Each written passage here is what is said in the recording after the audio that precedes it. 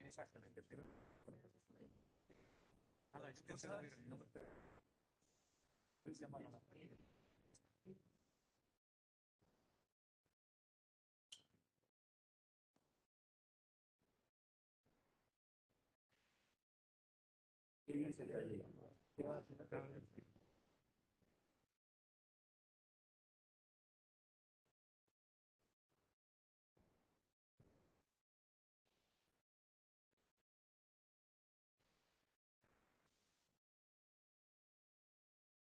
Intervenimos sí, cada uno y luego ya abrimos el coro. Perfecto. En posiciones normales suele ser muy participativo y me temo que tal y como está el panorama. Sí.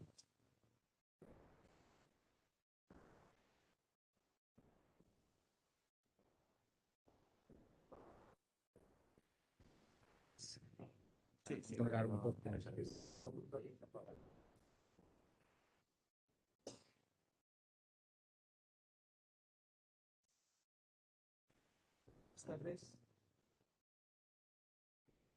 Muchas gracias por acompañarnos en esta segunda sesión del Foro Sociedad Civil y Política. Yo a mí sí que me oigo intentarlo.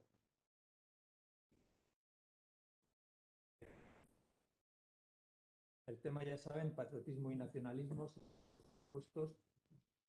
Tenemos toda la noche probablemente, pero también advertí la última vez, aquí a las 9 cierran, o 9:30, y cierran.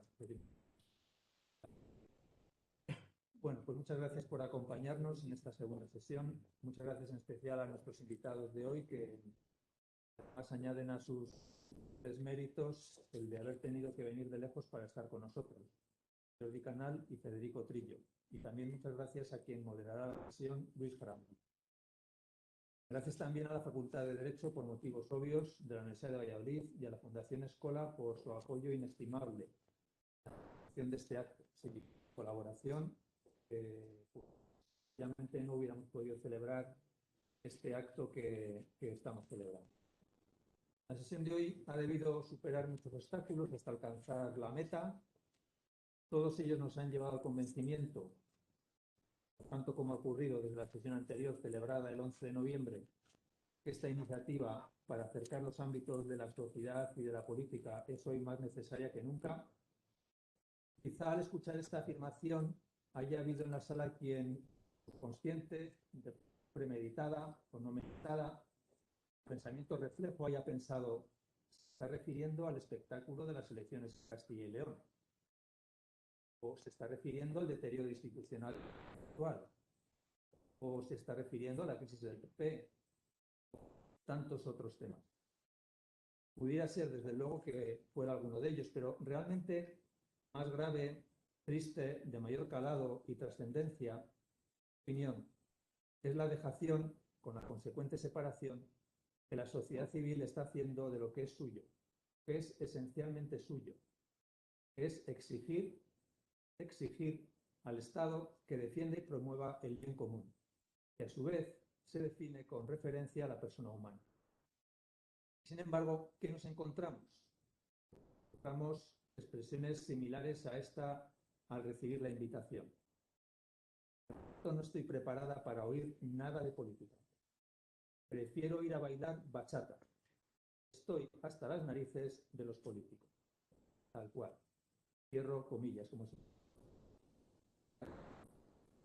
Divorcio, por tanto, muy mal gestionado, que ha dado lugar a una situación difícil de reconducir, pero que es imprescindible arreglar. Esta situación de crisis, y estoy terminando, no se preocupen, que no viene yo, evidentemente. Itinerario. Nuestra mayor innovación política consistiría en crear espacios y dinámicas de encuentro y conexión. Y utiliza palabras del sociólogo Armin Nasseri, quien escribe: actúa de manera que el otro se pueda acoplar. Para llegar a esa idea de crear espacios de encuentro, espacios que requieren del respeto mutuo, tanto entre personas como entre ambos ámbitos, el de la sociedad civil y el de la política. Y la consecuencia no puede ser otra que la de repensar la manera que tenemos de hacer política en la sociedad actual. que necesariamente tendrá que ser mucho más receptiva. Por eso este foro puede ser uno de esos espacios de encuentro que aspira a poder hablar de todo, con todos, con libertad, actitud de escucha y de respeto. Les recuerdo que al finalizar el acto podemos continuar de forma más relajada en Bámbola, la cafetería que está ahí en la esquina, la antigua Uni, donde tenemos preparado un modesto refrigerio también para poder intercambiar en otro formato nuestra. Luis, cuando quieras. Muchas gracias. Pues buenas tardes a todos y gracias por estar aquí. Voy a ser muy breve porque lo importante es que realmente encontremos ese punto de encuentro que hemos venido a intentar alcanzar esta noche.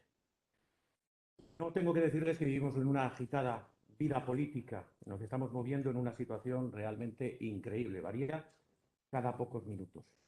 En ese intenso movimiento y en esa intensa vida política que vivimos, términos como nacionalismo y patriotismo aparecen constantemente en el vocabulario de los sentimientos. El nacionalismo puede que para explicar el sentimiento de pertenencia y el de patriotismo para expresar el amor al propio, a la patria. Podríamos pensar que son términos sinónimos, porque ambos expresan ideas comunes, símbolos o sentimientos. Pero, sin embargo, pueden expresar posiciones muy distantes. Nacionalismo como pertenencia al terruño, lo mío, lo mejor, por encima de, en oposición a, resumidas cuentas, algo que puede parecer excluyente, y el patriotismo como aceptación de lo más diverso, de más pluralidad, nos enriquece todo, por tanto estaríamos hablando de un término que es inclusivo. De Gaulle dijo, patriotismo es cuando el amor por tu pueblo, o por tu propio pueblo, es lo primero. Nacionalismo cuando el odio por los demás pueblos es lo primero. Camilo José Cela lo expresó de la siguiente forma. El nacionalismo cree que el lugar donde nació es el mejor lugar del mundo. Y eso no es cierto. El patriota cree que el lugar donde nació se merece todo el amor de Dios. Eso sí es cierto. La transición de España alcanzó un común acuerdo sobre la idea de nación y aceptaba de forma clara que España era una nación. Sin embargo, sobre todo en los últimos tiempos, asistimos a la exaltación de los nacionalismos entendidos como oposición o enfrentamiento a la nación española. Muchas veces escuchamos a los políticos hacer una llamada al amor y a la defensa de la patria, que parece que no coincide demasiado con la idea de conceptos muy complejos que manejamos sin caer en cuenta que estamos manoseando cuestiones que afectan a los sentimientos, que tienen múltiples interpretaciones y que a lo largo de la historia han sido ejes de enfrentamientos con resultados realmente lamentables. Hoy asistimos preocupados y un tanto atónitos a la exaltación del nacionalismo de Rusia, idea auspiciada por Putin para defender la nación, el patriotismo utilizado por las élites soviéticas para movilizar a la sociedad a favor de sus. Triste actualidad para nuestro tema de hoy. Pues vamos a reflexionar ya esta tarde sobre todos estos asuntos con personas que pueden intentar arrojar luz sobre el momento actual del o los nacionalismos y del o los patriotismos. ¿Dónde estamos? ¿Hacia dónde vamos? ¿Cuál podría ser el ideal? Ideas, en fin, para un debate para esta misma tarde. Tengo a mi derecha a Federico Trillo, es doctor en Derecho por la Universidad Complutense de Madrid, con premio extraordinario. Es abogado en ejercicio, letrado del Consejo de Estado, número 1 del Cuerpo Jurídico de la Armada, con una intensa actividad política y diplomática, en el que destaco que ha sido presidente del Congreso de los Diputados, ministro de Defensa y embajador en el Reino Unido. Es además escritor y un largo etcétera que alargaría la exposición y que yo creo que lo ideal es que, comenzando por él, pues haga su exposición sobre los nacionalismos y el patriotismo. Bien. Ahora sí.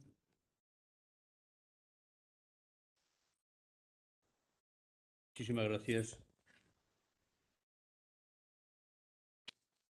Ramillo ha sido siempre generoso conmigo. Dialéctica de muchos años es del periodismo y la crónica independiente, y yo en los años en que estuve en política agradezco mucho su presentación, sus palabras y su presencia. También a Pedro Pablo por esa iniciativa. Para mí es un honor que él me haya invitado a participar en estas jornadas en una Facultad de Derecho, nada menos que de la Universidad de Valladolid. A todos ustedes y especialmente al organizador, muchísimas gracias por su presencia, por su interés y por su ilusión, que les alabo en continuar lo de encuentro. Creo que Luis cuando ha trazado la línea divisoria entre nuestras intervenciones, no como tal, sino como complementaria. Yo le decía esta mañana a Pedro Pablo, voy a hacer una exposición general, lineal, de patriotismo, y luego veremos aplicado a la realidad española y sobre todo intranacional. Quiero hacerles un par de afirmaciones previas. La primera, como vivimos en un cambio de era, todos somos conscientes, estamos viviendo de manera acelerada porque distintos a los que eran tan lejanos. También es natural que se produzcan cambios institucionales y estructurales que muchas veces no comprendemos. En este caso, yo hablo de cambio de era y creo que es muy importante subrayarlo al hablar de nación y de patria, porque uno de los giros que se están produciendo, de carácter copernicano, es el giro que se está produciendo en todos los conceptos y las estructuras políticas. Para mí siempre ha sido muy llamativo el parecido de la época actual con el nacimiento de la Edad Moderna, con el nacimiento, largo proceso, donde la Edad Media en el que surge el Estado moderno. Porque allí también estamos hablando de lo que estamos hablando hoy. No estamos hablando de la revolución industrial, que es importantísima, sobre todo del sistema productivo.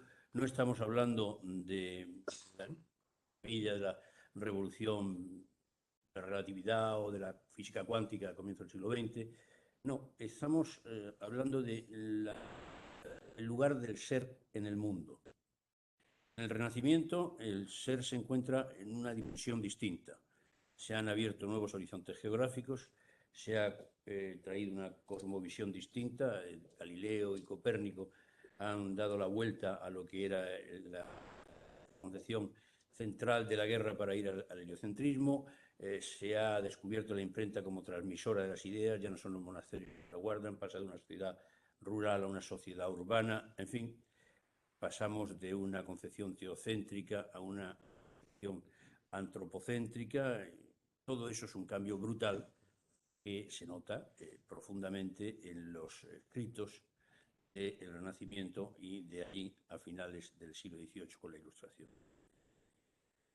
Ahora estamos en algo semejante. Es decir, entonces se acortaron las dimensiones de espacio con la nueva dimensión, o sea, entonces se agrandaron. En este caso se han acortado con la digitalización y de tiempo, porque tanto a efectos informativos como a efectos de comunicación, todo se produce para cualquier ser humano que tenga acceso a las TIC, a las nuevas tecnologías de la comunicación, tiempo real, que se dice. Por tanto, es el propio ser humano el que está mutando. ¿Cómo no van a mutar las estructuras políticas? Yo ese planteamiento quiero hacer solo porque estamos en una universidad y me parece que es un planteamiento universitario, serio. Es decir, vamos a hablar en serio de estas cosas. ¿Qué puedo aportarles a eso? En mi experiencia, no, en mis estudios, por decirlo de una manera de humildad, ¿no? Pero, por ejemplo, la revolución copernicana, su autor de su estudio, Kuhn, decía: es curioso contemplar que de paso de un sistema a otro, el sistema ptolomaico al copernicano, hay elementos del sistema anterior que se incorporan al sistema siguiente. Y aquí en política va a pasar igual. La Edad Moderna, la institución más antigua, la monarquía, es aquella que trae sobre sus hombros la nueva estructura burguesa y de la monarquía absoluta. La más antigua de las instituciones se convierte en la impulsora del... Una segunda observación es, si lo quieren un poquito más amarga, es la que hicieron los profesores Adorno y Horkheimer de la Escuela de Frankfurt en su dialéctica de la Ilustración. A saber, que los impulsos de avance en la historia de las ideas de la de la racionalidad ilustrada terminan cobrándose venganza.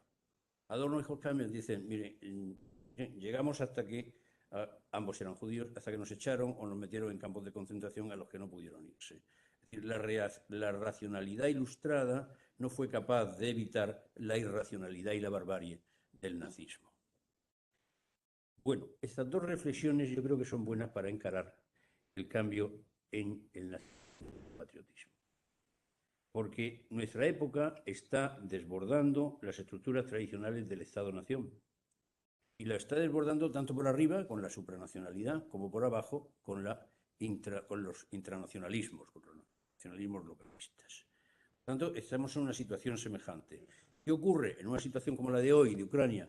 Pues que no existe, después de la ruptura del orden, entre comillas, bipolar, no existe una autoridad mundial, ni siquiera un consenso básico para resolver problemas como una agresión a un Estado como la que se ha producido la noche de ayer.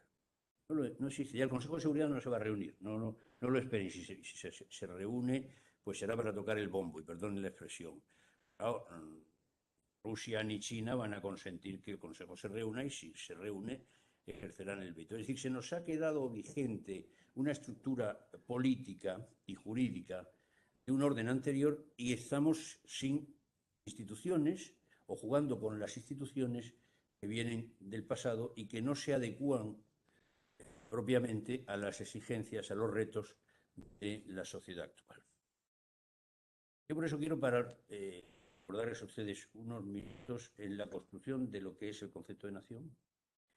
Luego me detendré en el principio de las nacionalidades para hacer luego un análisis de la reviviscencia del patriotismo. Reviviscencia del patriotismo, cuidado, porque sé que nuestro profesor es un entusiasta, pero cuidado con su derivada, el populismo y la democracia sentimental.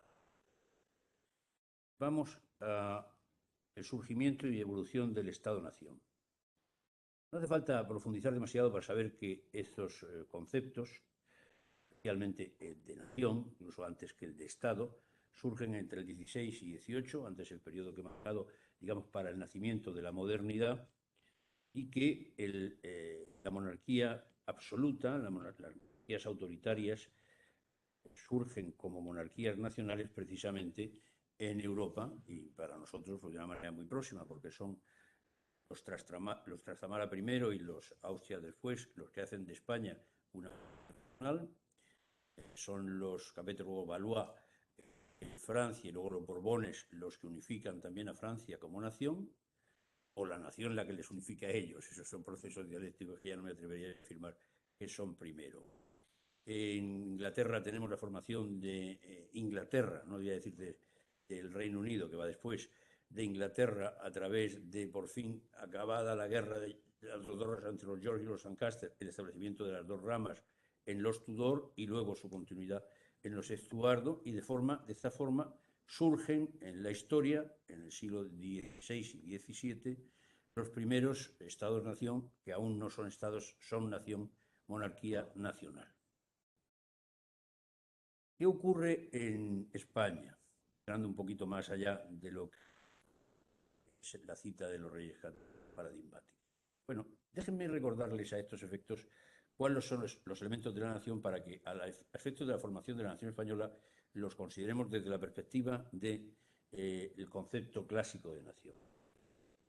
Yo he seleccionado algunos, recuerdo uno con especial afecto que era de don Salvador Gijón, ¿sabe? Mi hermano nos enseñó, mi padre decía: los pueblos se concentran espiritual y materialmente en sí mismos. Aman con especial deleite aquello que les diferencia de los demás. Saben que lo que les es característico es lo que es más suyo, lo que tienen que defender con más cuidado. El lote que les ha correspondido en la armónica variedad del mundo de las almas y que está ligado a su manera peculiar de concurrir a la rama universal humana. Nación, decía el padre del principio de las nacionalidades, es una sociedad natural de hombres, comunidad de territorio, origen, costumbres e idioma, formada por la comunidad de vida y de conciencia social. Mancini. Siempre se recuerda, lo hace el Pérez Serrano, que viene de Nascor, nacer, y por tanto tiene una apelación a los orígenes, y desde luego ya Renan, que es una nación, nos dirá que es, sin embargo, un plebiscito cotidiano, una afirmación cotidiana de un querer vivir juntos por un pasado y una comunidad común. Pues bien, de todos esos elementos que han quedado recuperados en la definición clásica de Mancini, ¿Cuál es el que nos es a nosotros más útil? España, para ver cuál es el origen de nuestra nación. El primer elemento que todos los tratadistas han señalado siempre ha sido el territorio, el trazar las fronteras, etc. Hay una cosa muy bonita de Ángel Ganivet, en el ideario español, que distinguía a estos efectos entre pueblos peninsulares, insulares y continentales. El ejemplo más paradigmático de la peninsularidad, obviamente, somos nosotros, España, y de la insularidad Gran Bretaña, que es, si cabe, más expresivo que ninguno. ¿Por qué? Ganivet dice, en Gran Bretaña, su carácter indómito, independiente, es una consecuencia de esa insularidad que les ha hecho siempre aislarse del resto del mundo y especialmente de Europa. De hecho, siempre estos días del Brexit, que los británicos son reactivos a cualquier injerencia, sea pontificado, cuando las luchas por la investidura del arzobispado de Westminster, el asesinato de Thomas Becket, o luego con Enrique VIII de Moro, ¿no? Cuánto, no solo de Roma, sino ahora de Bruselas. Es decir, los británicos, todo lo que venga del continente les espanta. Y es verdad que el territorio conforma en alguna medida la singularidad y el carácter de una nación, en alguna medida. En cuanto, eso ya sería demasiado pedir. La lengua ha sido siempre desde el derecho romano más característico. Linguam gentem faciat. La lengua hace la nación. La lengua es la que armoniza la comunicación entre los seres humanos, los que les da coherencia, los que les da unidad, los que les da armonía. Bueno, sobre esto supongo que luego se va a hablar mucho, sobre las lenguas intrapeninsulares, pero he aquí que, nada menos que la polémica preciosísima, bellísima, que estudié en Salamanca, entre Menéndez Pidal y Américo Castro sobre el origen de la nación española, muchos, pero estos dos son las figuras señeras. Menéndez Pidal sería de los que insistirían en la formación del castellano como elemento aglutinador de no solo Castilla, sino de Castilla trasvasándose de la nación española, mientras que Américo Castro señalaría, y quién lo diría, ¿no? Porque tiene fama de ser como menos ortodoxo que Menéndez Pidal, menos clásico, pero, sin embargo, a pesar de que él escribiera judíos, moros y cristianos, Américo Castro resalta el elemento que conforma la nación española es la religión, porque es, se va a entender rápidamente, el que agrupa en un denominador común a los diversos reinos de la Reconquista para la Reconquista frente al extraño, fiel, el moro. Por tanto, el catolicismo es el denominador común que luego, no en balde, hace que la unidad nacional ponga en su cúspide unos reyes llamados católicos. Por tanto, el elemento religioso es elemento para Américo Castro fundamental en la caracterización de la nación española. Es verdad que ese nacionalcatolicismo ha dado lugar a excesos, también a bellísimas definiciones. Ustedes recordarán lo de Menéndez Pelayo, ¿no? España, luz de Trento, martillo de herejes, que ha enseñado al mundo a rezar, etcétera, etcétera, etcétera. Podrá ser un exceso, pero es una manera de ver nuestra nación que estuvo, por cierto, vigente, muy vigente, en la época de Franco. Además de estas territorio, lengua, religión, la raza, vamos a dejarla para más adelante. La raza nunca ha sido nuestro fuerte, gracias a Dios. No así en los pueblos centroeuropeos, en donde saben que dio lugar a las mayores barbaridades, la raza aria, las exclusiones, la persecución de los judíos, el holocausto, etc. Querría, antes de pasar al principio de las nacionalidades, recordar la concepción de la nación española de Ortega y Gasset. No sería justo ignorarlo en una universidad a nuestro mejor pensador del siglo XX. Como saben, en la España invertebrada, Ortega formula su definición como un proyecto sugestivo de vida en común. Es para Ortega, en ese proyecto de exteriorización de los españoles, en el momento de la conquista, del descubrimiento y conquista, y la presencia fuera, en el momento en que la nación se hace grande. ¿Cuál es cierto? Es un hecho histórico indubitable. Pero también es verdad que desde que ese imperio español se empieza a cuartear, el proceso involutivo es el contrario, y entonces el particularismo que dice Ortega en la España invertebrada se convierte en nuestro gran mal y surgen los dos grandes cánceres de la nación española que la van dando, el pretoriano y el particularismo secesionista, es decir, los nacionalismos intrapeninsulares. Esa visión de Ortega es la que está, sin duda, más presente en la España del 78, la visión de la España que de ella deriva. Baste con decir que es el autor con mucho más citado, ese libro de la edición de Austral, por tanto les dio esos datos porque los estudié hace muchos años. Citas de Ortega triplican cualquier otra de los pensadores que se citen. Eran 14 o 16 las que se cita Ortega, pero con todas sus consecuencias, los discursos en la Segunda República, en el Estatuto de Cataluña, etcétera, España invertebrada y todo lo demás. Hasta aquí la historia de la construcción de la nación. A partir ya del siglo XIX y del XX ya empezamos en el dominio del principio de las nacionalidades. Ya no son las grandes naciones europeas, es un principio que se expande. He leído la definición de Mancini, que hace la unificación italiana, la unificación alemana, que consigue la nación polaca y que luego inspirará a principios del siglo XX los nacionalismos de los países bálticos y los países balcánicos. El principio de las nacionalidades en esa primera configuración es un principio unificador. En sus posteriores configuraciones se deben sobre todo al principio de autodeterminación formulado por Woodrow Wilson, que es el que establece que a cada nación le corresponde un Estado y que llevará entre la Primera y la Segunda Guerra Mundial a los nuevos Estados-nación del norte de Europa, Dinamarca, Finlandia, Estonia, Lituania y todos esos que son el modelo de los que luego nos comentarán. Ayer repasaba yo, digo, a ver si es que yo lo recuerdo mal, no, la historia de los nacionalismos de Rovira y Virgili. Por cierto, tío abuelo de Karol Rovira, es un libro excelente, dicho sea en honor del nacionalismo de Virgili, en los que los nacionalistas catalanes, ya en 1912, este pensador nacionalista catalán estaba fijándose, poniendo el espejo en Finlandia, Suecia, Noruega, los Bálticos y los Balcanes, Bosnia, el modelo. Terminaba naturalmente su repaso con el País Vasco y Cataluña. De manera que podemos decir que el principio de las nacionalidades primero fue centrífugo y y luego fue centrífugo.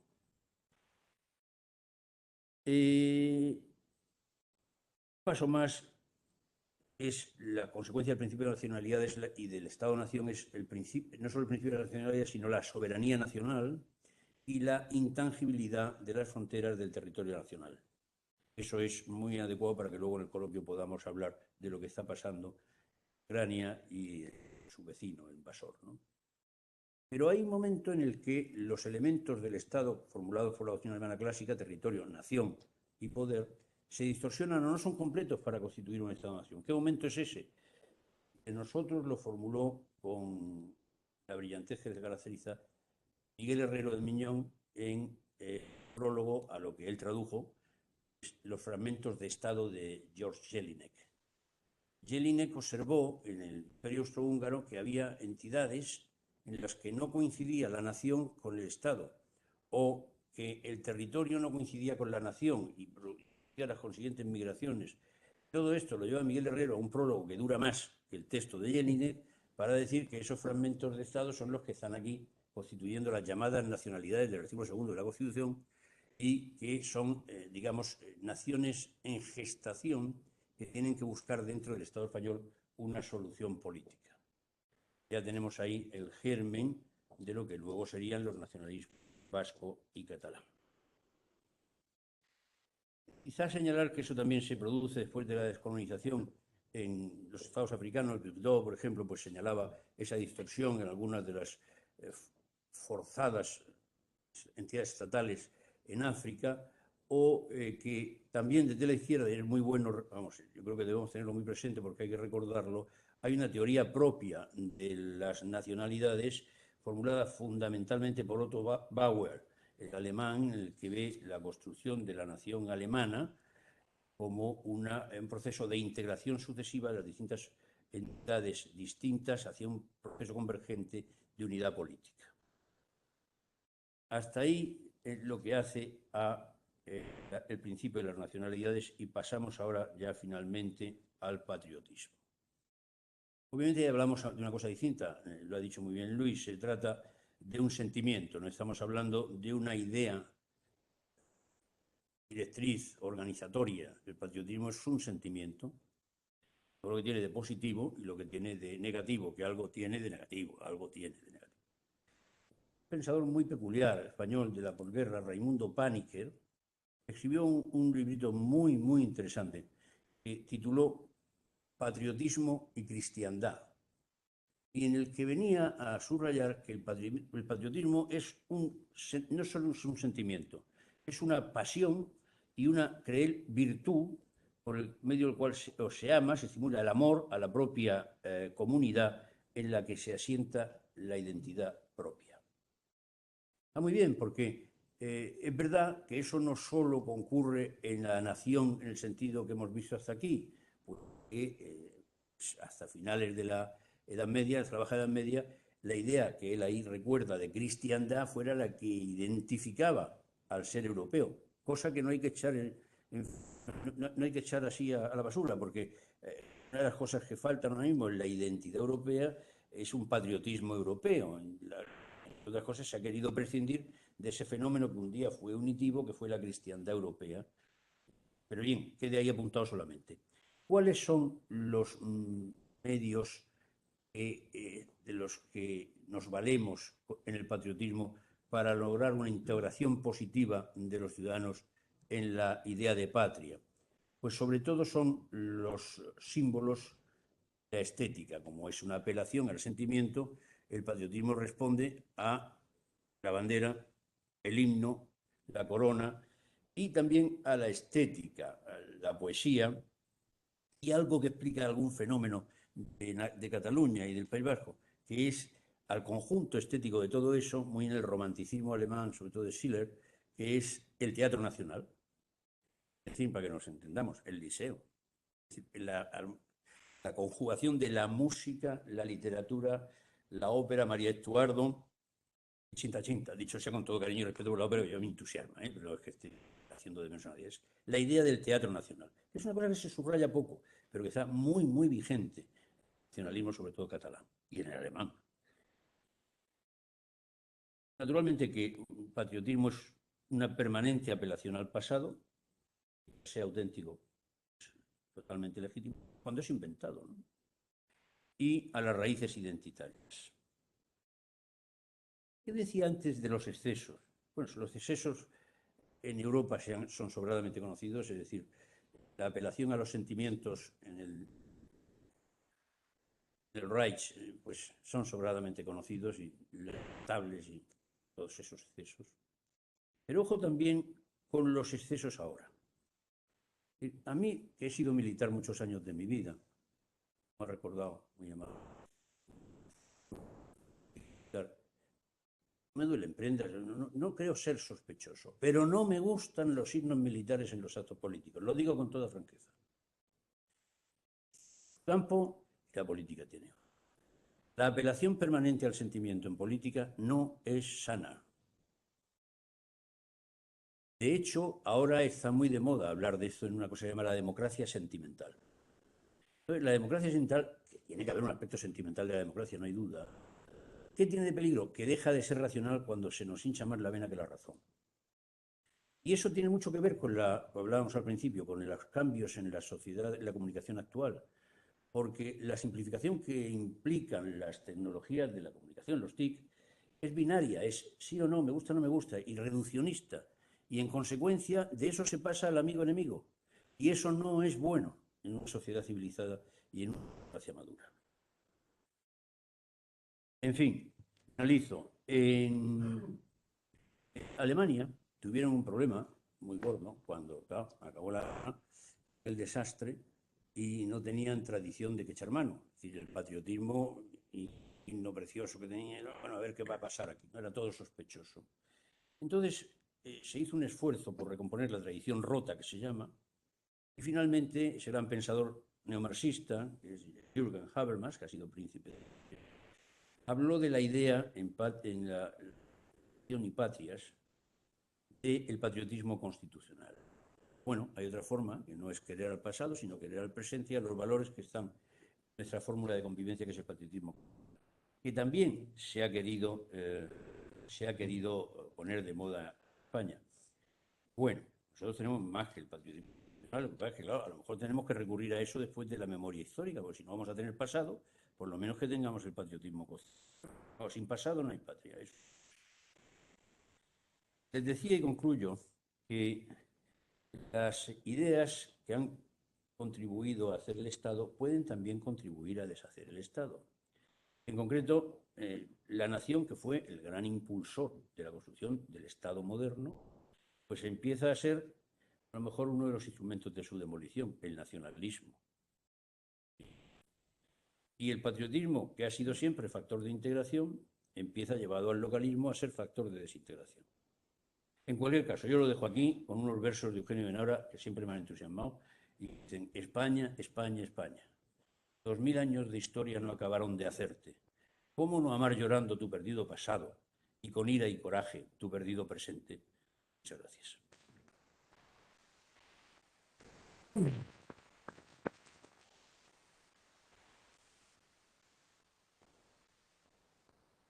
Gracias, Federico Trillo. Nos hemos puesto ya en situación, claramente, en el tema que nos trae aquí esta tarde. Vamos a una óptica que se ha ido repitiendo constantemente en la intervención de Trillo, porque él es un auténtico estudioso de lo que está pasando en aquel territorio.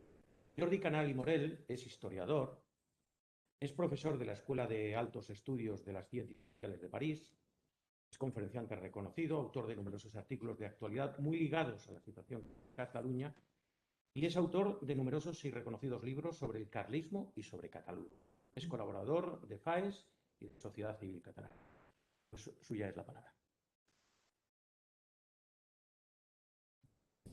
Muchas gracias. Muchas gracias por la presentación. Muchas gracias a los organizadores, muy especial Pablo, por pensado para este acto. Es para mí un placer, un honor aquí de una cuestión de pasado, pero que también es una cuestión de presente. Digamos, quizás, digamos, yo soy historiador, pero voy a hablarles quizá de una época más del presente o de un pasado más reciente, y no voy a ir tan lejos.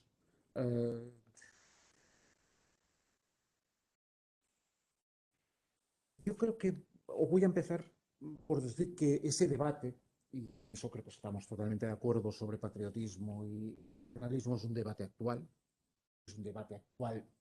en el mundo. En el caso de Rusia, evidentemente, lo convierte en muy, muy actual, pero yo creo que también es un tema muy actual, de gran actualidad en España. Parecía a finales del siglo XX, digamos, que las naciones y los nacionalismos estaban en decadencia, digamos, que íbamos hacia otro mundo distinto. Digamos, la Unión Europea parecía, digamos, que iba a sacarnos de ese mundo, también la mundialización. Habíamos pensado en un momento determinado que, y algunos lo escribieron en ese momento, y no les faltaba razón, que eso de las naciones y del nacionalismo era pasado.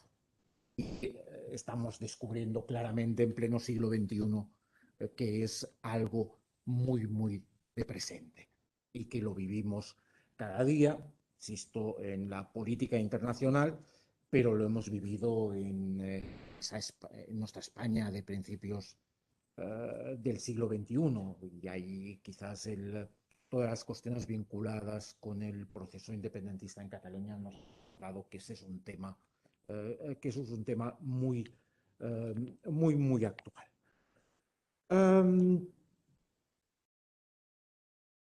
Yo voy a intentar reflexionar quizá desde otro punto de vista sobre esa diada patriotismo y nacionalismo, respondiendo de entrada a esa pregunta que se formulaba en el programa, en el título, si son cosas distintas o son sinónimos. Yo diría que en este momento en España, o diré por qué digo tan claramente en España, porque es distinto de otros países, en España existen dos tendencias o dos respuestas posibles que van del terreno de la política al terreno de la prensa, al terreno de la academia. Y las podemos ver en los tres ámbitos. Una que diría patriotismo y nacionalismo hoy y en el pasado son cosas distintas y no pueden confundirse. Es un poco lo que plantea el filósofo Maurizio Viroli en un libro que dedica a esa cuestión, recuperando el patriotismo republicano que viene de la época clásica. Digamos, el patriotismo como amor a la patria. Amor a la patria que es un amor que puede ser orgulloso, pero al mismo tiempo también es un amor compasivo, dice Viroli, y ese es un elemento que lo distingue claramente del nacionalismo. Y en cambio, eso sería el patriotismo, y en cambio el nacionalismo integraría necesariamente un elemento de marcar un nosotros frente a un ellos, marcar en algunos casos, yendo todavía más allá, un enemigo. Hay una afirmación de lo propio frente a lo otro. Recuerdo un artículo que publicó en El Mundo, en una tribuna del Mundo, el exministro Josep Piqué, que se titulaba precisamente Patriotismo y Nacionalismo. Y él decía, patriotismo lo definía de esa manera, a la patria, y nacionalismo decía, el nacionalismo es imposible sin un enemigo. O sea, esa distinción de quién es el otro, quién es el enemigo, está siempre en el nacionalismo, lo que hace que en muchos casos, no necesariamente, pero puede derivar hacia violencia, conflicto, que es de alguna manera lo que nos enseña la historia del siglo XX. Evidentemente, España es un caso muy particular porque no participa ni en la Primera Guerra Mundial ni en la Segunda Guerra Mundial, pero la mayor parte de países europeos se enfrentan en dos guerras, la primera y la segunda, que tienen orígenes de conflicto nacional. Es un conflicto entre naciones. Por lo tanto, el nacionalismo ha llevado, digamos, puede llevar, no necesariamente, pero ese marcar al otro puede llevarnos al conflicto, puede llevarnos a la guerra, puede llevarnos a la destrucción. Entonces, eso sería una parte, los que defienden que patriotismo y nacionalismo son cosas distintas. Yo diría, son minoritarios en España en este momento, tanto en el nivel de la política como de la prensa como de la academia. Yo particularmente me situaría en esa línea. Y luego tenemos, digamos, el sector que es, yo diría, dominante en la opinión pública, en la academia también, y pienso en mi gremio, en el gremio de los historiadores, que son los que aseguran que patriotismo y nacionalismo son dos maneras de llamar a la misma cosa. Y añaden, normalmente se añade, que los que se llaman patriotas se llaman patriotas porque no se atreven a llamarse nacionalistas, que son nacionalistas encubiertos, pero que no quieren reconocer, porque, digamos, siempre sobre el nacionalismo digamos, tenemos esos hechos que han llevado a la destrucción, digamos, siempre dicen, no, yo no soy nacionalista, soy patriota. Pero dirían, es exactamente lo mismo. Digamos, y eso lo vemos en muchas de las discusiones políticas de nuestros días. Uh, para volver al caso del proceso independentista en Cataluña, frase muy repetida que yo he escuchado muchas veces, en general y aplicada a mí mismo, que es decir, usted dice que no es nacionalista catalán, por lo tanto es nacionalista español. O usted dice que no es nacionalista, pero en el fondo usted lo es, porque de alguna manera, y luego volveré sobre esa idea, según los nacionalistas no se puede vivir fuera del nacionalismo.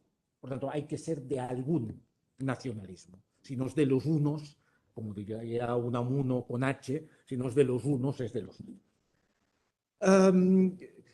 Yo creo que son dos definiciones totalmente distintas. Son dos maneras de ver la relación patriotismo-nacionalismo distintas. Yo creo que en este momento predomina la segunda.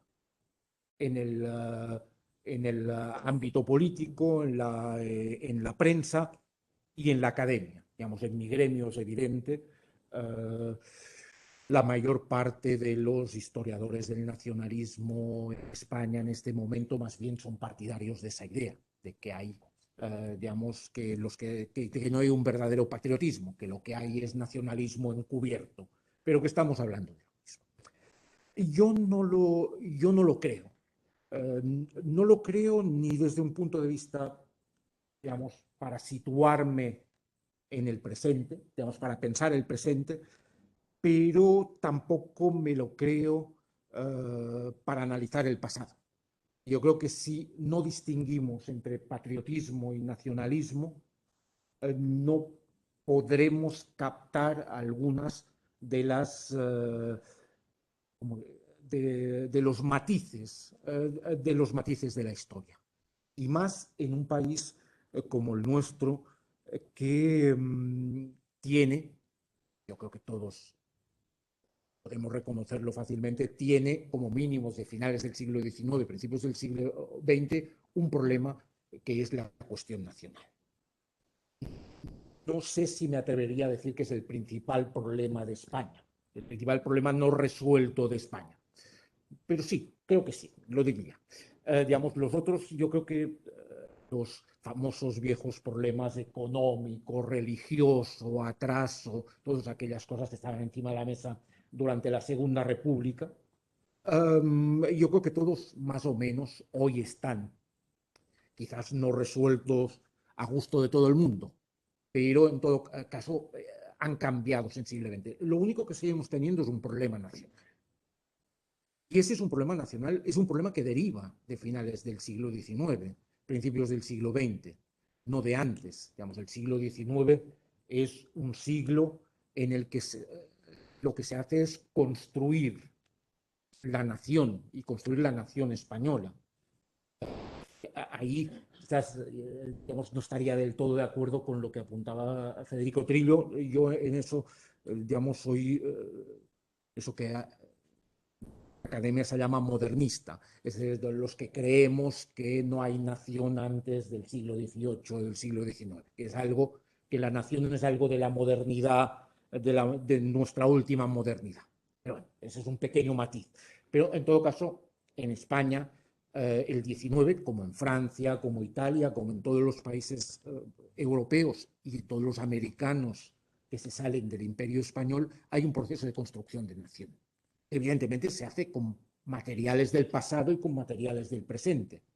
De ahí la importancia de una literatura propia, de ahí la cuestión de la lengua, el interés en crear museos, el interés en las excavaciones para ver de dónde venimos, la importancia de la escuela, la importancia del ejército, todos son vectores de nacionalización. Lo que ocurre es que en España, a diferencia de nuestros vecinos, de Francia y de Italia, pienso sobre todo los vecinos próximos, de Portugal, incluso a finales del XIX aparecen proyectos nacionales alternativos, es decir, territorios que dicen que son una nación, que no son de la nación española, sino que son de otra nación. Y eso tiene algo que ver con la debilidad de la construcción nacional en España. La debilidad porque que se ve en la integración del mercado nacional, que se ve en la poca dedicación en el siglo XIX a la escuela, que es el vector fundamental de nacionalización de toda nación, un ejército, digamos, que genera muchos problemas y que tampoco es vector de nacionalización, por lo que sea, y también una excesiva confianza en que España ya está construida y que ya es una nación construida. Todo eso hace que se descuide el proceso y abra las puertas en una coyuntura muy crítica, que es la de finales del siglo XIX, guerra de Cuba, crisis del textil catalán, crisis agraria de final de siglo, atentados anarquistas, vayan sumando desintegración de los partidos del turno pacífico. Todo eso hace que eso sumado provoque la emergencia de dos nacionalismos. Un tercero, digamos, que no acaba de desarrollarse, que sería el gallego, pero básicamente el catalán y el vasco. Y desde ese momento, España tiene un problema de reconfigurar, de reconfigurarse. Y desde ese momento hay un problema de cuestión nacional que está siempre en primer plano y que todos los regímenes del siglo XX y principios del siglo XXI han intentado solucionar a su manera.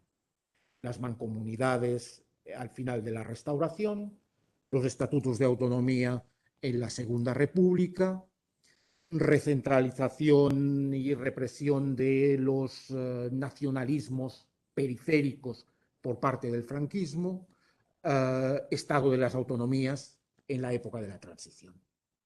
Eso había funcionado. Yo creo que el estado de las autonomías ha sido el más exitoso, pero ahora quizás estamos en un momento en el que hay que volver a repensar esas cuestiones. Hay elementos nuevos. Estamos en un nuevo siglo, han cambiado muchas cosas, lo decía Trillo, pero también, digamos, se ha mostrado cómo esos nacionalismos periféricos podían llegar hasta la secesión. Por lo tanto, quizás es un momento de pensarlo. Pero tenemos un problema y ese problema es fundamental para entender por qué pensamos de esa manera la cuestión patriotismo y nacionalismo. Hay muchos otros países que intentan no hablar de nacionalismo. Países europeos, países americanos, porque el nacionalismo les recuerda el conflicto, les recuerda la guerra. Y por lo tanto, cuando uno dice este es nacionalista, rápidamente, digamos, es sospechoso de alguna cosa. Aquí, en cambio, hemos no solo normalizado el término nacionalismo, sino que lo hemos cargado de sentido positivo en algunos momentos. ¿Por qué? Porque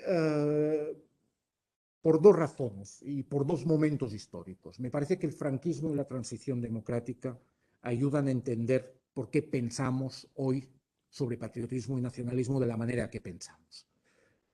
El franquismo porque el régimen franquista intentó apoderarse del nacionalismo español, del españolismo, que era antes del 36 un nacionalismo plural. Es decir, había nacionalistas españoles liberales, los había más reaccionarios, los había republicanos. Digamos, el nacionalismo era algo extendido, para decirlo de alguna forma. Solo hay que pensar, digamos, en Ortega, por ejemplo, en Ortega y Gasset o en Marañón de esos años y algunos otros.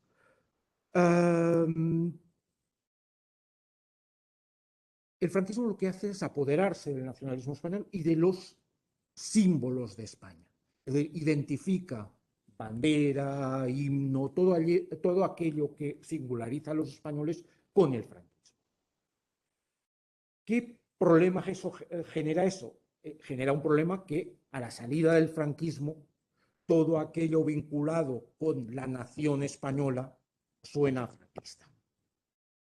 Y por lo tanto, la izquierda, sobre todo, la izquierda española, no va a asumir el nacionalismo español ni buena parte de los elementos de la nación española porque les recuerda el pasado. Piensen en los años 70, en los años 80, las cosas empiezan a cambiar en los 90, digamos, las dificultades para exhibir la bandera española por parte de la izquierda española. Entonces, más bien se escondía, ya no, digamos, y en unos territorios más que en otros, pero en algunos territorios sacar una bandera española a la calle era ser un fascista, directamente, digamos. Es decir, había una contaminación tan fuerte que el nacionalismo y el nacionalismo español se convertía automáticamente en lo negativo. Y de hecho eso llega muy lejos. Digamos, el nacionalismo español es negativo por definición, porque recuerda al franquismo. Si a eso le sumamos la transición, acabamos de tener la cosa completa. ¿Qué ocurre en la transición? En la transición hay otros nacionalismos que juegan un papel importante, que son considerados compañeros de viaje porque han estado en el antifranquismo y por lo tanto son de los nuestros. Y por lo tanto lo que se hace es pensar frente a ese nacionalismo español intrínsecamente malo, unos nacionalismos periféricos, catalán y vasco básicamente, intrínsecamente buenos. Antifranquistas, antifascistas, modernos, progresistas, que es algo que llega hasta hoy, esa idea de que el nacionalismo periférico es moderno y progresista. Sobre todo el catalán, hasta hace muy pocos años, esa era la idea. Y yo todavía hoy, si uno oye hablar a algunos dirigentes, por ejemplo, de Podemos, esa idea de un nacionalismo catalán es intrínsecamente bueno porque el malo es el otro. El malo es el nacionalismo español. Entonces, tanto el franquismo como la transición han condicionado nuestra manera de mirar la nación, el nacionalismo y el patriotismo. Y han introducido incluso, digamos, algunas cuestiones de lenguaje que aceptamos con normalidad hoy. Es decir, esa idea de que hay nacionalismos buenos y malos. Evidentemente, todo lo que voy a decir hay que matizarlo por territorios, por ideología, pero esa idea de que hay unos nacionalismos buenos y unos nacionalismos malos se sigue manteniendo en la actualidad. El nacionalismo español es lo peor que puede pasar para algunos sectores. Los nacionalismos periféricos son buenos, están al lado del progreso, para decirlo de alguna forma. Y otra idea es la de que todos somos nacionalistas. Eso es algo que le hemos comprado a los nacionalistas periféricos. Algo que no se sostiene. Digamos, esa idea de que si uno no es nacionalista de A, es nacionalista de B. Se escucha muy frecuentemente. Usted, o en Cataluña, usted no es nacionalista catalán, por tanto es nacionalista español. Usted no es nacionalista vasco, por tanto es nacionalismo español. Es decir, ¿por qué deberíamos aceptar y por qué hemos aceptado ese marco de pensar nuestra situación nacional en el mundo? ¿Y por qué debemos ser nacionalistas? ¿Por qué no podemos vivir al margen del mundo? Digamos, yo no quiero ser nacionalista de nada. ¿Puedo vivir al margen del nacionalismo? Según los nacionalistas, no. De unos o de otros. Pero esa es una cuestión que, por ejemplo, en historia, los historiadores del nacionalismo han asumido. Digamos que todo el mundo es nacionalista. Y si no lo dices, peor. Es que estás escondiendo algo. Digamos, estás escondiéndote y no quieres mostrarte rápidamente. pero en el fondo todos somos nacionalistas. Y en eso yo creo que les ha ayudado no solo, digamos, esa situación de los nacionalismos periféricos como buenos, ha ayudado otra cosa que es las tesis de Michael Billig. Michael Billig escribió un libro que ha tenido mucho éxito que se llama Nacionalismo banal, en donde sostiene que incluso las pequeñas cosas pueden teñirse de nacionalismo. Y eso ha llevado, en nuestro caso, en España, a que si uno un día, digamos, dice que tiene respeto por la bandera nacional, se diga automáticamente que es un nacionalista. Si uno es partidario de que gane la selección española, es nacionalista. Si uno, es decir, se ha convertido, todo es banal. Digamos, cualquier pequeña cosa nos delata en ese ser nacionalismo. Y yo creo que es algo contra lo que deberíamos en la academia, digamos, combatir.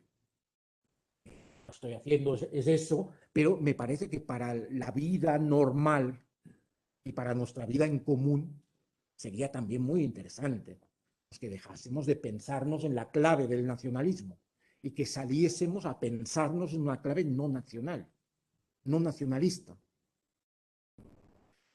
Y es en ese sentido en el que me parece que distinguir entre nacionalismo y patriotismo puede ser útil.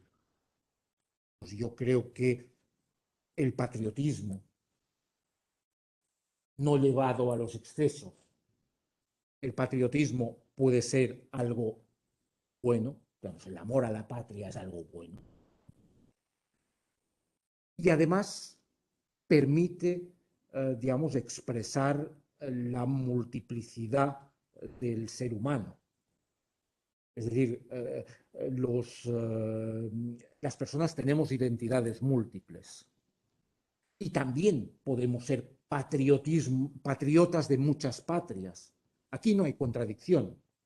Podemos ser patriotas de Valladolid, de Castilla, de España, de Europa, que añádanle el barrio y lo que quieran. Digamos, y eso no entra en competencia nada.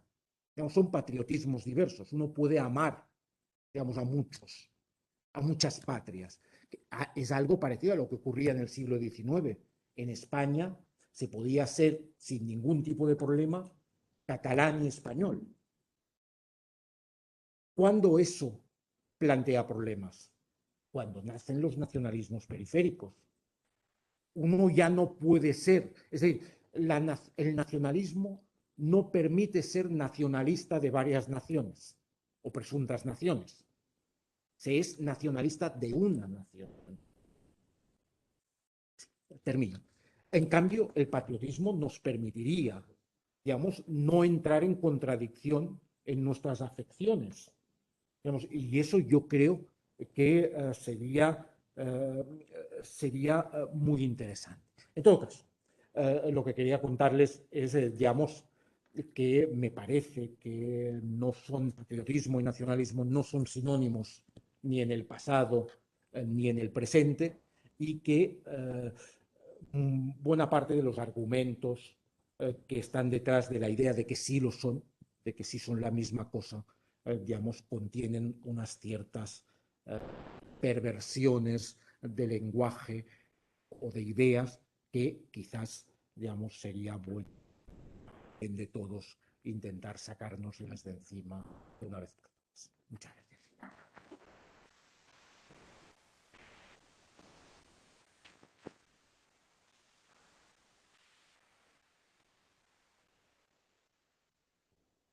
El problema de los de la radio es que estamos siempre pendientes del blog. No. Es algo que sucede. Bueno, y ya que he hecho el símil de la radio, bueno, pues es la hora de los oyentes. En este caso es la hora de todos los asistentes aquí, porque al final de lo que se trata en este foro es de abrir un diálogo, de confrontar ideas, de buscar soluciones, de buscar salidas y puestas en común. Que yo les cedo la palabra a Victorio, a ver quién se lanza al principio, quién abre el fuego. Venga, adelante.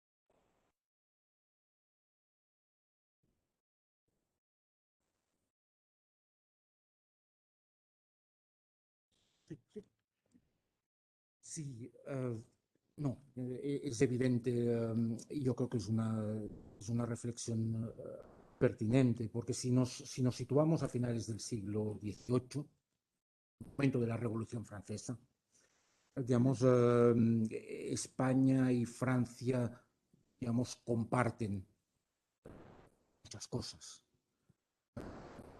Y una de las cosas que comparten, por ejemplo, es el tema de que en ambos países se hablaban varias lenguas, o muchas lenguas. Que ahora nos parezca extraño, en Francia en 1789, digamos, había muchos supuestos franceses, pónganlo entre comillas, o personas de la monarquía francesa que hablasen francés. Eso es algo que hay que hacerlo. O la Italia de antes de la unificación, pocos hablan italiano. Digamos, eso es algo que se construye. Y la nación, lo he dicho rápidamente, pero quiero insistir, es algo que se construye. Las naciones no son ni eternas, ni vienen de la prehistoria, como decía el primer nacionalismo vasco, ni Dios las pone en la tierra directamente, como decía el obispo Torras y Bages en Cataluña en 1892, en la tradición catalana. Es algo que se construye y que hay que ir construyendo y hay que hacer nación. Es decir, no se nace nacionalizado, digamos, hay que hacer españoles, hay que hacer franceses, hay que hacer italianos. Siempre se cita la frase de Massimo d'Azeglio, que es uno de los intelectuales del Risorgimento italiano y de la unificación. En el momento en que ya la península italiana está unificada, dice, ya tenemos Italia, ahora solo nos faltan los italianos. Hay que construir italianos. Construir italianos significa gente que se considere que pertenece a esa nación en construcción.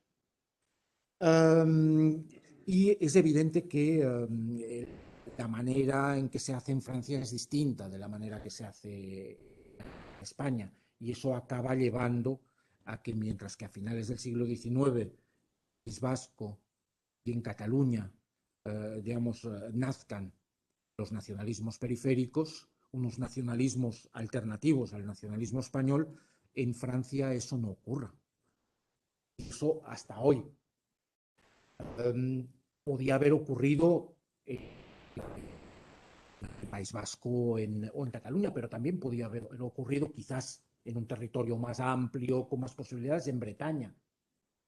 Y en cambio, el nacionalismo bretón es muy minoritario, teniendo también lengua bretona, pudiendo reivindicar una historia mínimamente propia, pero se necesitan más cosas para construir una futura nación.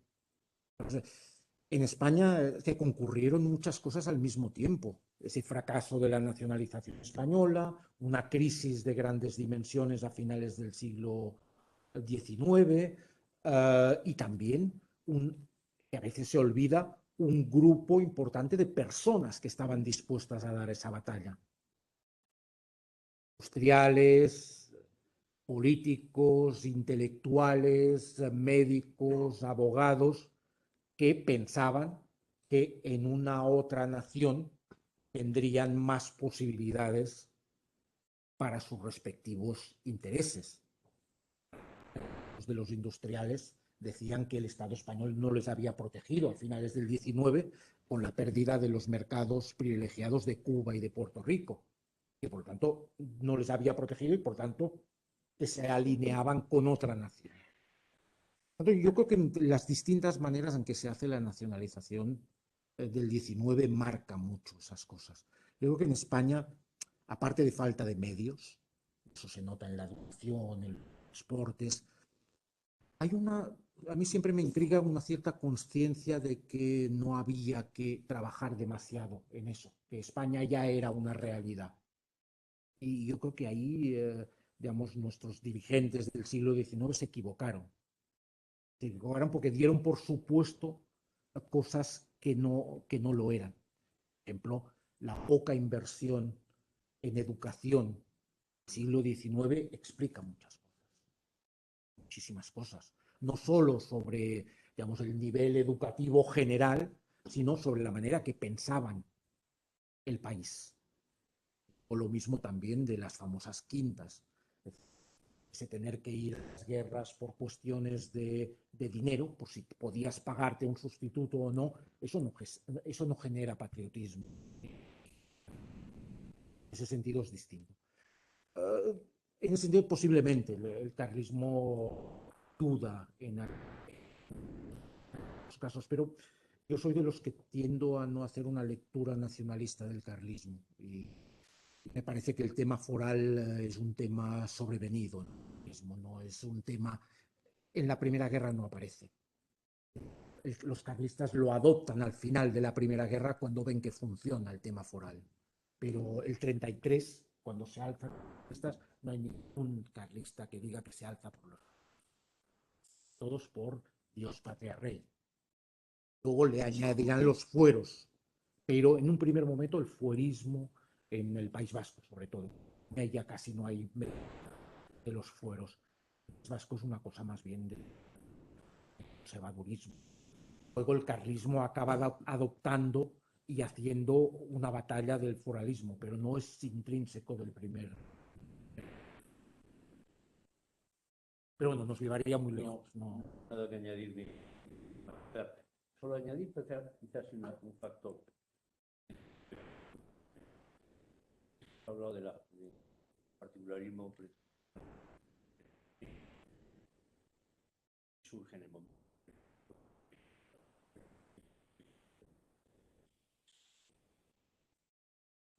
Además,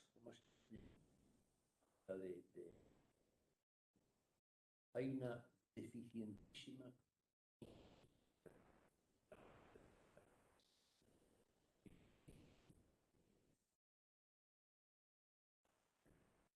coronas, ejércitos y desde Javier de Burgos, las provincias y los gobernadores.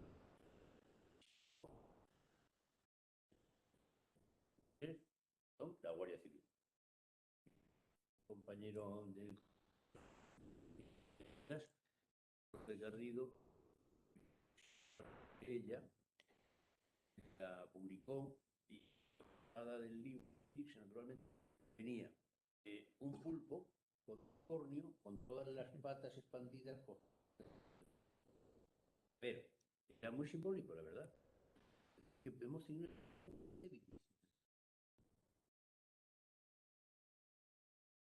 Más cuestiones.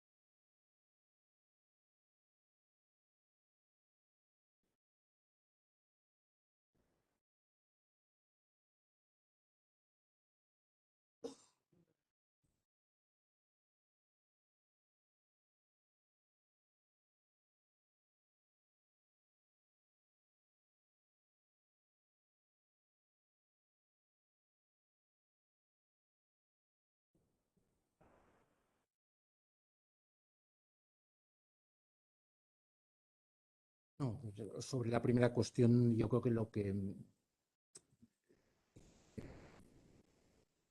permite decir la primera de las cuestiones es que un elemento importante de la construcción de nacionalidad y construcción de nacionalismo es el enemigo y las guerras.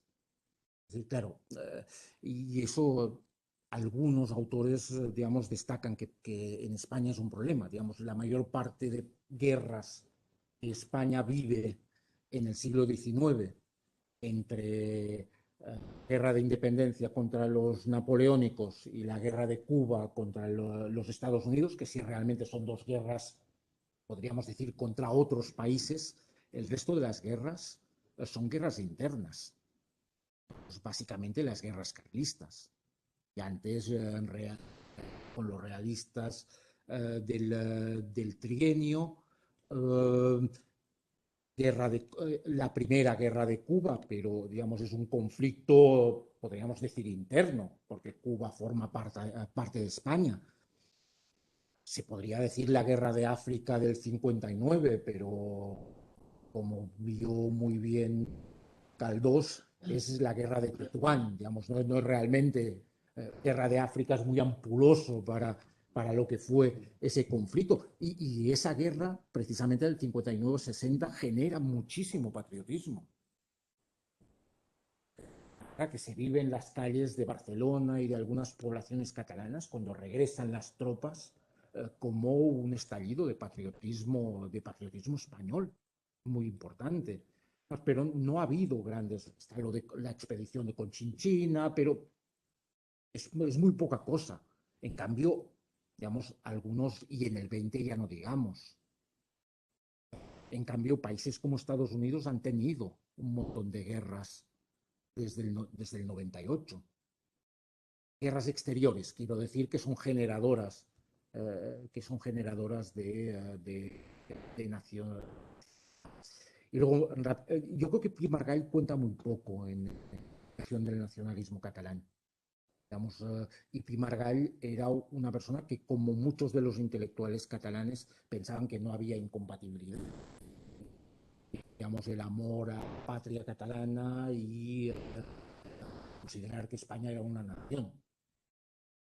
Pero para él no es un problema y tampoco es un problema para la gente de la Renascença, que los nacionalistas catalanes siempre venden la Renascença como el primer nacionalismo. Digamos, gente como Víctor Balaguer, que fue ministro de Marina mucho tiempo, o como Bofarull y otros, para ellos no les suponía ningún problema ser catalanistas y pertenecer a la nación española.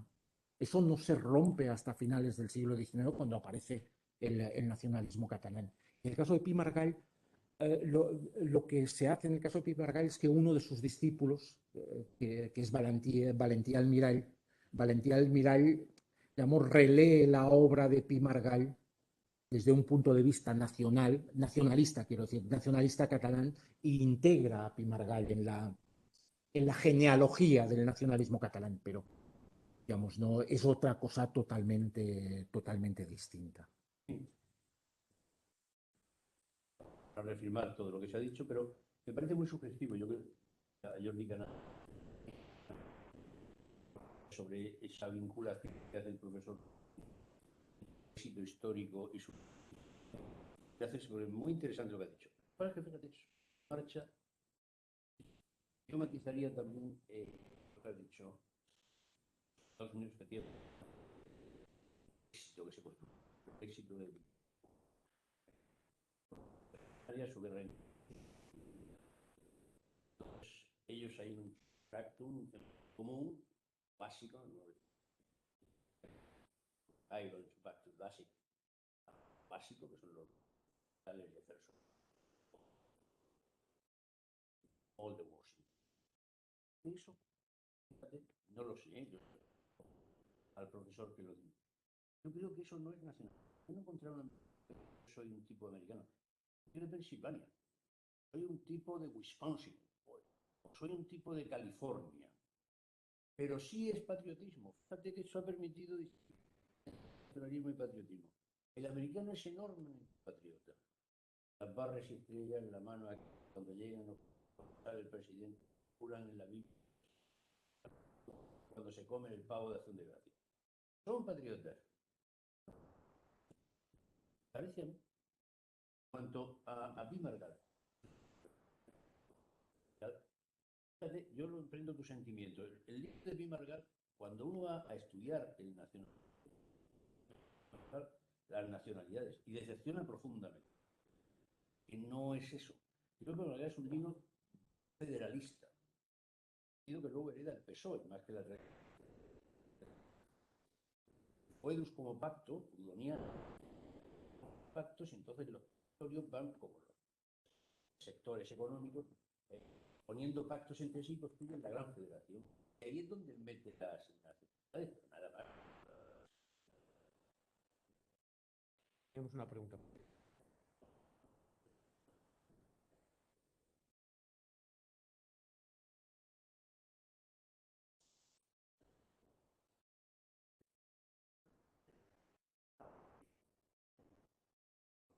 La política toda. A ver, yo creo que estaría para otra jornada que por favor.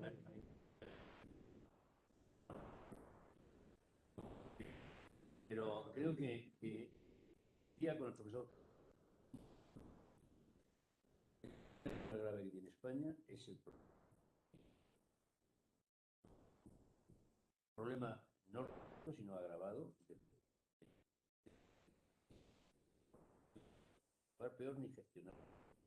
Va peor, todo ha ido a peor. Cuando vas teniendo pesimista y el tema catalán es imposible. El sentar a ese para igual al gobierno. Si es que además nunca lo soñaron, pero a lo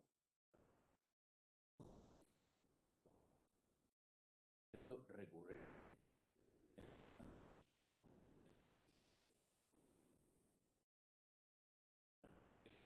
Del error. Mal en recurrir.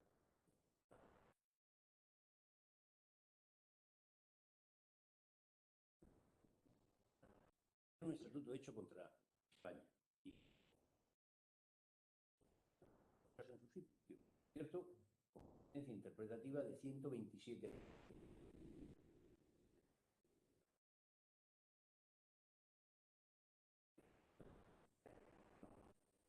Desde entonces acá, la diferencia única que yo encontré, entonces se podía hablar. Yo recuerdo que era portavoz de la Republicana. Luego he tenido únicos saludos. Era Ridao. Gente cabeza. Digamos, letrado del Sí, Parlamento. Letrado en el Parlamento catalán. Ridao. Mira. Lo de la historia. Recuerdos suyos, sobrina, ¿no?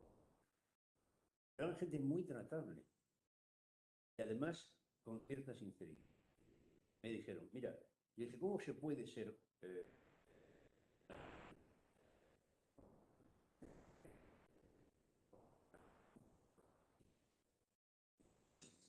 es muy izquierdista y la izquierda, pues es no.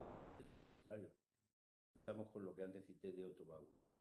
Dijo Ridao, para nosotros es un instrumento para ponerlo a las estructuras de dominio nuestras del Estado español. Es un instrumento de ruptura. Nada más. Les interesaba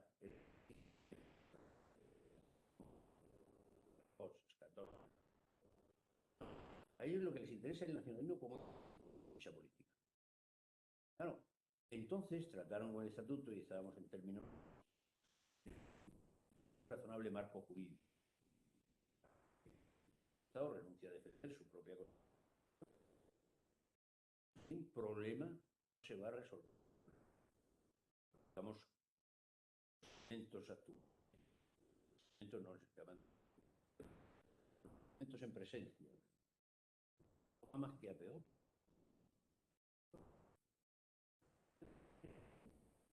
Subordinación al país, en el gobierno.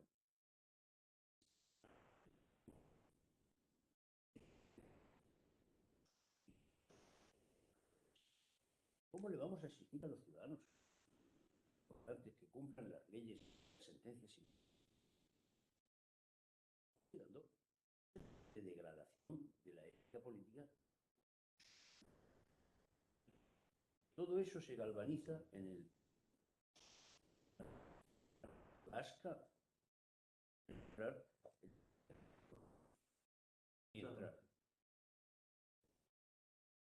Teníamos al fondo una, luego va Fernando y luego.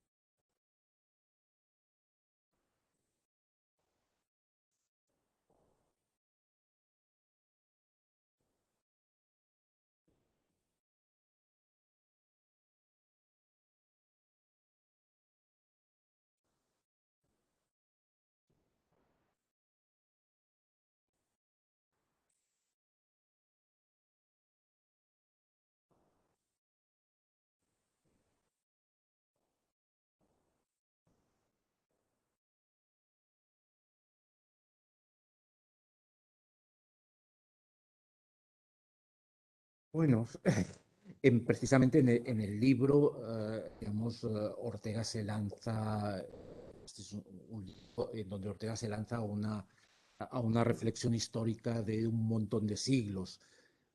Yo no creo, estoy seguro, que buena parte de los análisis históricos que hace Ortega en España invertebrada hoy no funcionaría. O sea, sobre todo en su reflexión sobre el mundo musulmán y otros que hace, yo creo que hoy no se sostienen. Digamos, es un libro que me parece que hay que leerlo teniendo en cuenta, digamos, el momento en el que fue escrito. En aquel momento tenía un sentido determinado. Y evidentemente en lo que usted comentaba ahora de los mejores, digamos, también tiene algo que ver con la idea no solo de dejación de las élites, sino él dice de no obediencia de las masas, digamos, porque las masas tampoco están dispuestas a seguir a los líderes. Y yo, esa obra concretamente, yo creo que a veces abusamos de leerla en clave demasiado contemporánea cuando es una obra de un momento muy bueno, evidentemente desde el momento en el que decimos que esa tarea de nacionalización del siglo XIX no se hizo del todo bien, es evidente que hay, digamos, si hay sobre todo responsables son esas élites que debían haberla hecho, pero no sé, no sabría ir más allá. Tampoco yo voy a ir mucho más allá. Todo lo que ha dicho, no. El propio Ortega llama a la verdad esbozo de un ensayo histórico. Esbozo. Es ser tan comprensivo, pues en algunas cosas queda como ligero, ¿no? Lo que sí tiene de bonito él habla de un ensayo de ensayo. Es una obra germinal. Allí hay cosas que efectivamente, como lo ha pasado, pero hay otras cosas que son ya generatrices de una. Por ejemplo, el libro de Corral, pues,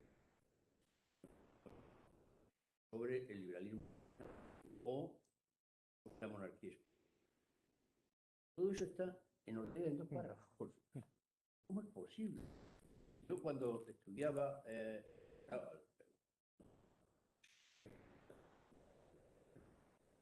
Veía a Luis del Corral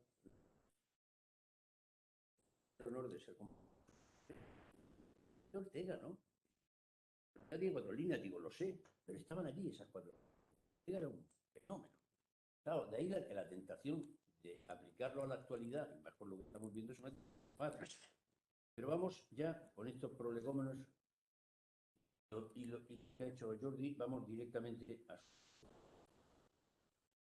Es verdad que en España invertebrada no insiste tanto Ortega como luego en la rebelión de la... Hay un libro, estoy tratando de buscar el autor y no me acuerdo, ya no, de un novelista, Lorenzo Silva. Ahí está respondido lo que se ha preguntado. Según la tesis de Lorenzo Silva, que es escritor de novelas, policía, que se mete en Honduras, lo que ha ocurrido es que, en efecto, en la época de los comuneros en Castilla, se ha renunciado a ejercer el liderazgo. Es cierto, no lo sé, las últimas páginas son estremecedoras, pero durísimas. Pregunta que le tengo yo que hacer. Pero es una gran pregunta. Fernando, que estamos justos ya de tiempo.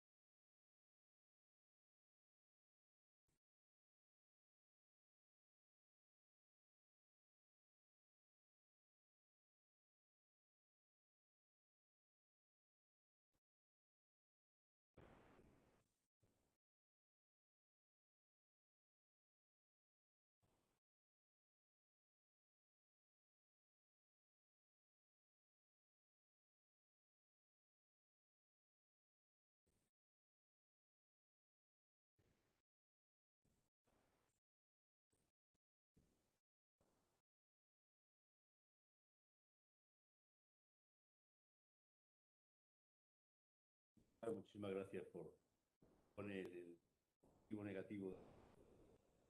No, se lo agradezco, pero algunas veces una gana. En fin, sin gana. Vamos a la... Ucrania tiene usted razón, parte. Es decir, yo no sé si... Creo que el nacionalismo en este caso es coartada.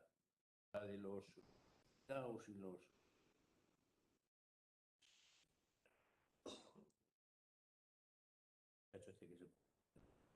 Rufián. Rufián. Es una coartada. Entonces, entrando en los hechos, yo le puedo decir en 3 o 4 puntos. Primero, Rusia no va a renunciar jamás a Ucrania, más dentro de lo que a nosotros la vida de mí importa, porque es joven y tú macho. Pero llevan 3 siglos con eso. Es decir, efectivamente la doctrina estratégica soviética, el clásico de la vida, ha sido siempre considerar que sus zonas de influencia, que son las que llamaban llamado telón de acero antes, élites, eran protección. Tanto poseían una zona de tal influencia que la doctrina entonces, de una manera más clara, fue la de la soberanía dada por la solidaridad socialista, es decir, que se permitía entrar a tropas en Checoslovaquia, en Hungría y ahora. Despidámonos. A Putin se le va a olvidar Ucrania, sacar allí con serpentina. Permítame decirlo así. ¿Cuál es, a mi juicio, el hecho desencadenante de la segunda invasión? Porque no. Ahí está la flota soviética. La retirada de Afganistán. Yo creo, sinceramente, que Putin calcula que es el momento de la invasión, si no total, en que ve que la OTAN fracasa en Afganistán, Estados Unidos deja tirada a la OTAN. Perdónenme que hable así. De una manera que ahora les digo, está dejándonos ahora. Europa tiene capacidad para una respuesta a Rusia, ninguna forma.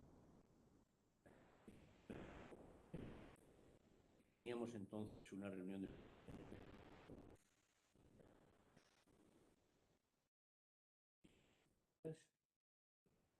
Hablamos del headline goal.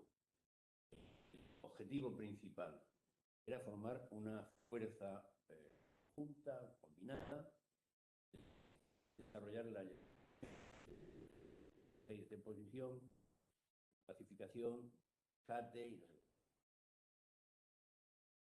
no tenemos esa.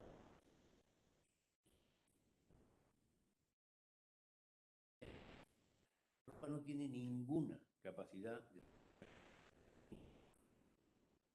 A mí me duele profundamente que se mienta, se falsee mensajes a la opinión pública contando estas cosas. Europa ha basado su defensa en los Estados Unidos. Los Estados Unidos, de momento, no es capaz de defenderse. ¿Por qué se han ido? Se han ido porque dijeron, oiga, yo me estoy gastando el 5% de ese armamento. Ustedes se gastan el doble. Por favor, vamos a igualarnos un poquito. 3,5. Yo creo que vamos a subir al 2,3. Eso que ahí metía. Todo. Cuando se produjo la última intervención en eficacia militar en Serbia y en Kosovo, el 85% de los bombardeos fueron. El 85%. La OTAN, todos los restantes países, que éramos 20, están así. Ya, por cierto, bombardeos sin autorización.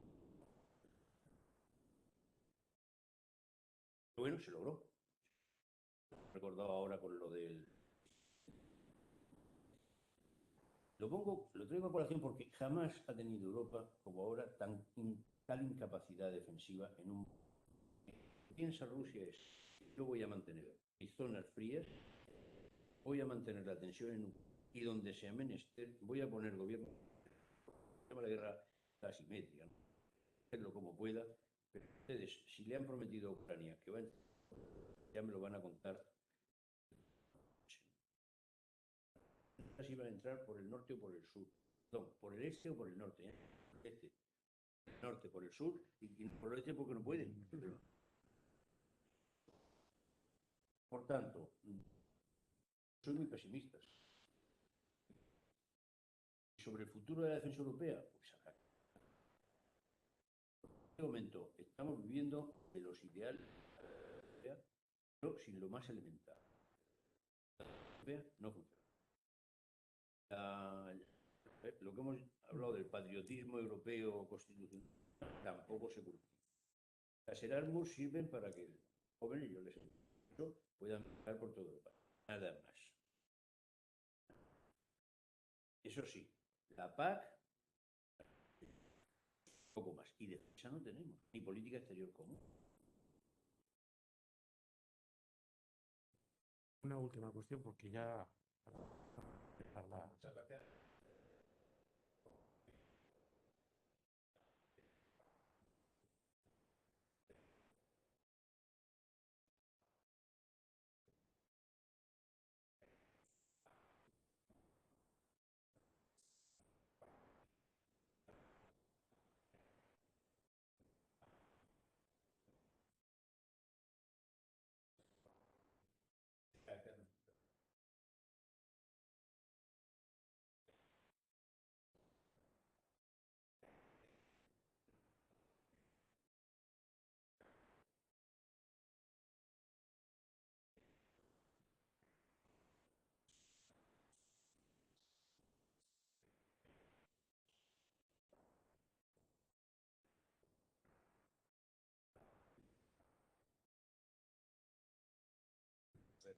Sobre el futuro de las autonomías,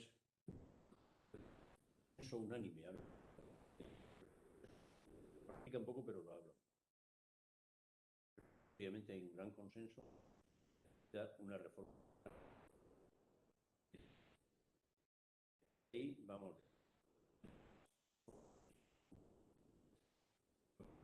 sobre cómo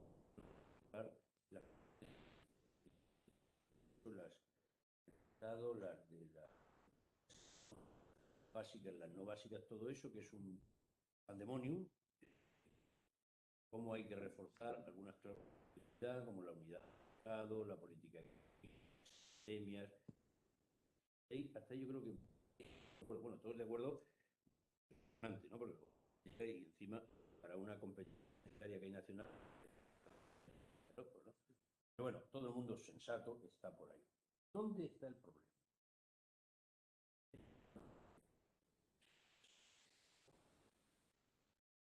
No le sonará, probablemente tampoco raro. Yo recuerde que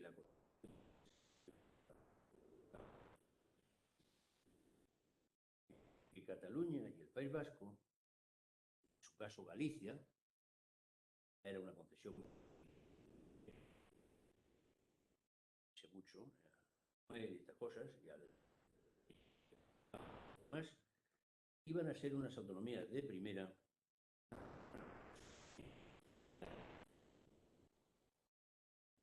Esto se tomó como un agravio comparativo y se gobiernos con leche para todos y todo.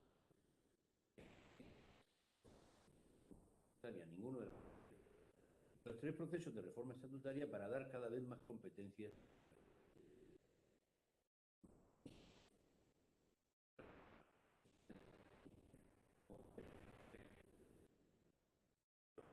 No, más cosas, ¿eh? Cuando he preguntado dicen sí, las aguas interiores. Las aguas interiores son las que están en el territorial y no son el pantano de Gabriel. ¿Eh? Entonces, ¿qué ocurre? Que la equiparación no ha sido buena. La dura.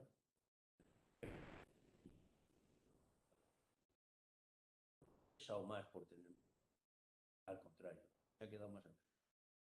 Murcia es bastante, ha sido una región que ha ido a México. No tenemos un auto de viaje. No se ha llegado el AVE que ha llegado hasta Albacete, dicho sea con todo cariño.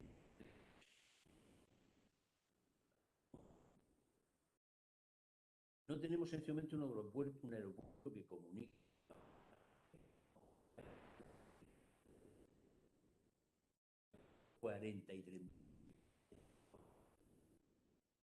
A ver, eso es un desastre. Yo creo que estas cosas hay que empezar a decirlas sin. No ha sido buena la equipa. No ha sido bueno el café con. ¿Quiere decir que tengamos que volver a la España asimétrica como. Pues hombre, no tanto, porque ya hay muchas cosas irrelevantes. Todo esto sigue. Que hay territorios que sociológica, económica, no son capaces de hacer la misma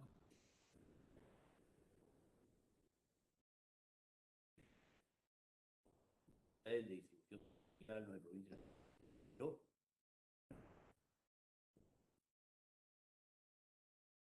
No, es evidente que hay que repensarlo. Lo que ocurre es que nos movemos entre lo que sería la reforma ideal, pero que no vamos a poder hacer, y la reforma posible. La reforma ideal sería, digamos, aprender de la experiencia de los últimos 40 años, ver lo que ha funcionado, lo que no ha funcionado, introducir otro elemento y es, digamos, parte de lo que ha dado Federico. Yo también añadiría que España, la España de hoy no es la misma que la España del 78. Digamos, eso puede afectar, por ejemplo, a los presupuestos, digamos, y a la repartición del dinero. Digamos, las situaciones de desigualdad en el interior de España ya no son las mismas. Seguimos teniendo un problema encima de la mesa que es intocable, que es el cupo vasco. Claro, lo ideal sería aprender de todo eso, que las personas que negociasen le pusiesen un poco de buena voluntad, cada uno sabiendo que va a perder algunas cosas, pero que el conjunto va a ganar. Pero, insisto, eso sería lo ideal, esa sería la reforma ideal. Volver a pensar lo que hicimos en aquel momento, pero 40 años después. Lo que nos queda ahora es, digamos, lo que nos queda. Digamos, yo creo que esa generosidad en la política actual no existe, y no existe tampoco entre comunidades. Las comunidades que hoy recibe más va a renunciar a recibir lo que recibe. Además, en algunos casos, digamos, se añaden otros problemas. Evidentemente, el tema del cupo vasco es intocable. El País Vasco ha descubierto que se puede vivir en paz y en riqueza. Digamos, nunca habían estado tan bien como ahora. De ahí que no sigan por el momento el ejemplo catalán. Pero bueno, eso es un problema de discriminación interior, es evidente.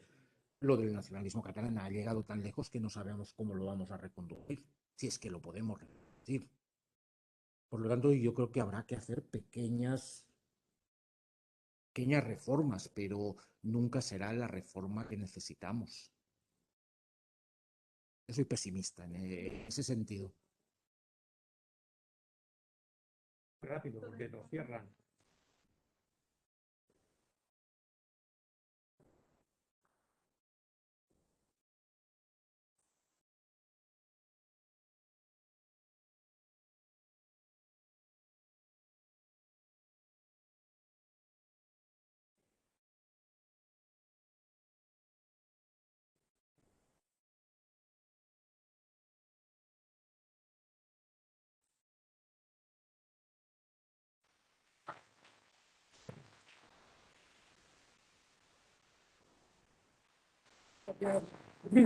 Gracias a todos, son las 9, no hay tiempo para más. Aquí han surgido ideas para debates nuevos, ¿eh? Muchas, ya lo creo. Gracias a todos. Todo bien, todo bien. ¿Sí?